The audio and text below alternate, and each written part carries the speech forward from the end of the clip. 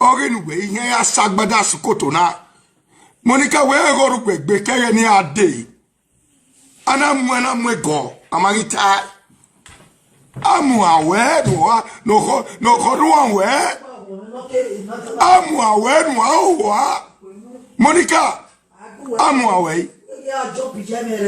Amu awe no akikiwa. No asugu agbo. When I say that as when you go egwan. A result at ye kaganado my dear. Go to ala degwa, Monica. A DNA, I won't know. Where Tiabo veteran, Yamwebola Jam, Monica, no good agbo. No so good Monica. I'm away. O go better, o go better like me. I'm away. Monica, where you pay? Saga Kilisaga. Ogun agbo agbon. Amu awe Monica no so agbon. Amu awe. Olo wala we gbe Monica. Ogbo so gbo gbe la gbijua. Saga kili saga. Monica o. Monica Adam yo. Adam yo. De mani me Facebook ko wa ja go wa finukun e. Emi gbina is central and human trafficking. Gwa de meme we are total women. Wa gwa benu we gwana ne a. Where a bad movie awo wono na no video we pe na video to we me video. We pe we maratic pay. Oh, Gata. No song work Monica. How are you, Kenujeva? What your boy? Never passport no got him. Larry. Oh, Monuwe Benny Monica. Passport. Oh, Monuwe Benny Monica. Oh, my son, we are with DNA. They quit I'm way. Where can't you bring your DNA? Gilly at the power where a Kurika. Oh, God, one bon. We know who. Who is enough for? When I gay. Nekwena mugwe Monica. Nekwena mugwe. I've a tie, Opiata, Okota, Egilita, Obota, Eviata. Who not be destiny, not make. Who will not be destiny? Who will not be destiny? Who not be noppa? Not Bolivar. I destiny. Not be noppa. Ogwa Bolivar. If not say that Bolivar, it's a trauma. Oliver na we trauma. It's a trauma. That's where I kewu. That's where I kewu let it be here.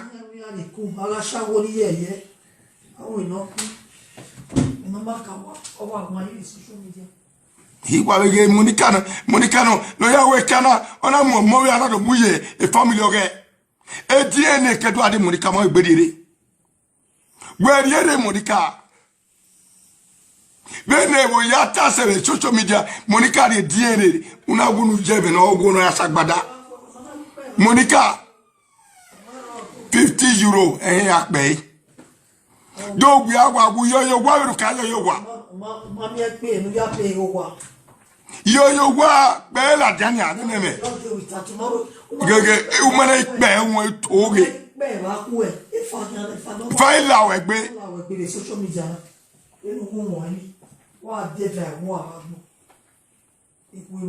Anyway, Umewe or Chimere Felicia, Yatamawe, Felicia, a where since me mark made in a video.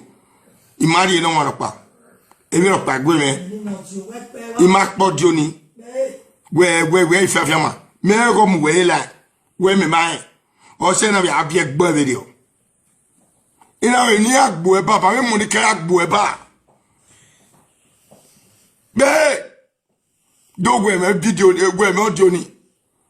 We are talking also not be una momo the Muye family way. No matter where be with DNA. Many we have all the media affairs as Monica, my baby DNA. Where the DNA, Monica. Uguaya, my boy. Na muni na watch the from video otemeta we marry tie ball watch be DNA amawo gbe mi o Monica not insult you. Me make it make one. And then me video me at me did say. One me ever. Always end with course. Not to end with that, but also naturally, you know, I'm web kicking now. When I am bound, Mebo Kikina, and but when Muna, air cosino. Well, me not a bonny medal. I'm not here, Bojo. We are here by a woman when Mukiani dog where all where we're pure with Matia Bonnie Joe. Monica, Monica Daniel, and now accuse Weber. I don't know. Nedio what the accuse Weber. I will have water. Roman Biano Biari. Go on, I mean, no. I forgot Giapa for the world.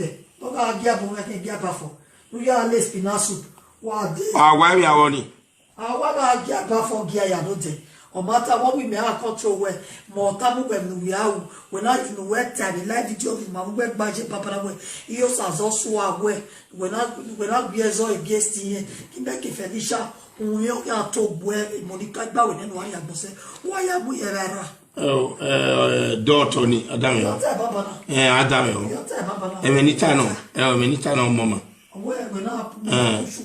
Oni we ni a traditional to we. When I'm jati me wa we ni get desona oni daughter ni. We match oni the fact and the truth. But organ ye Adamio.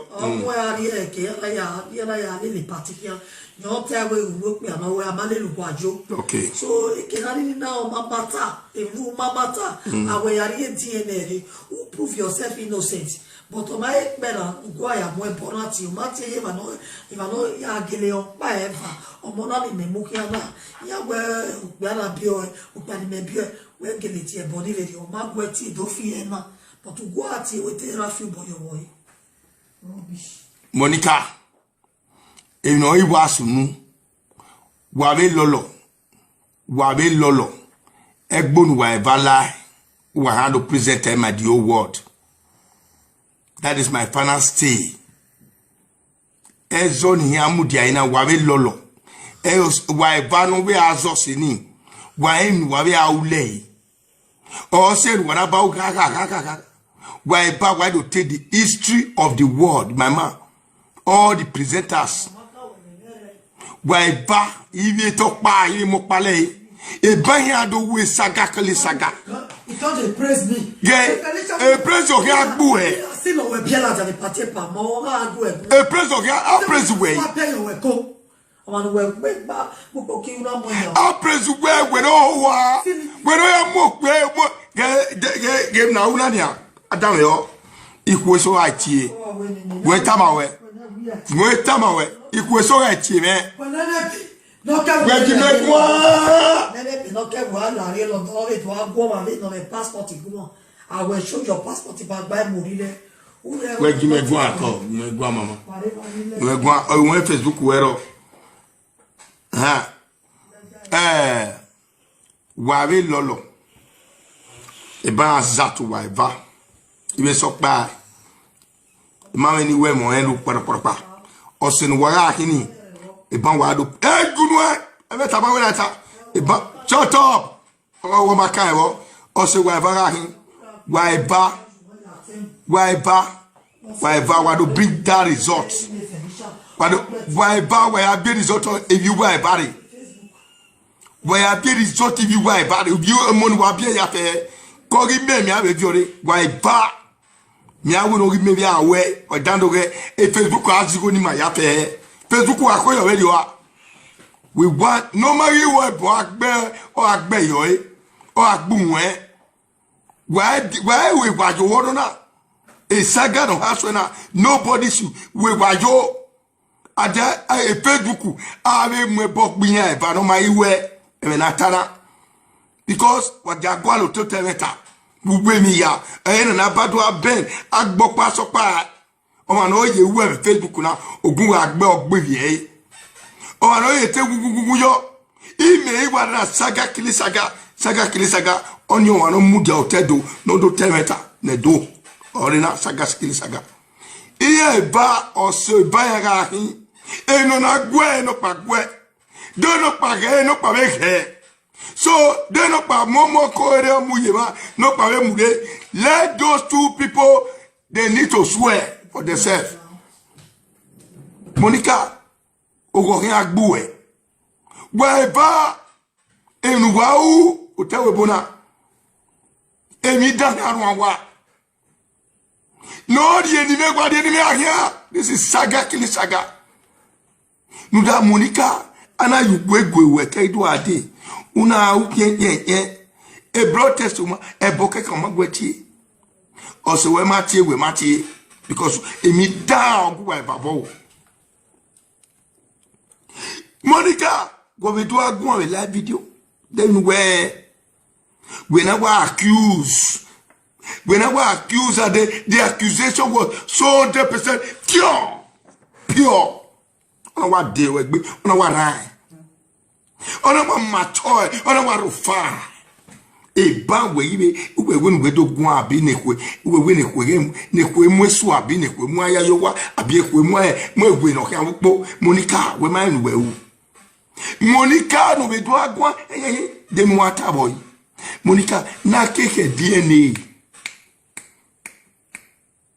Ina wuna yore.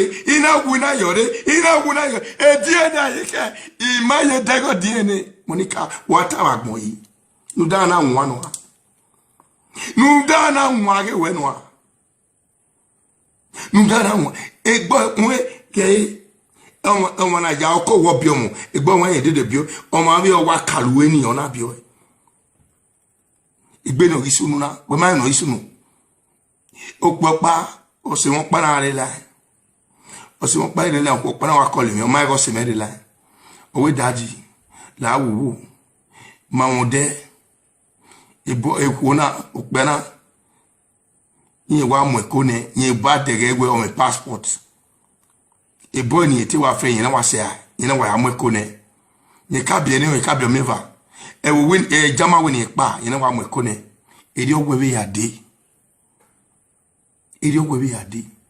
eri ko ya iya we na ni ya se ye webo e ko yi lo so what am ma again o what a we eri ogwe ya de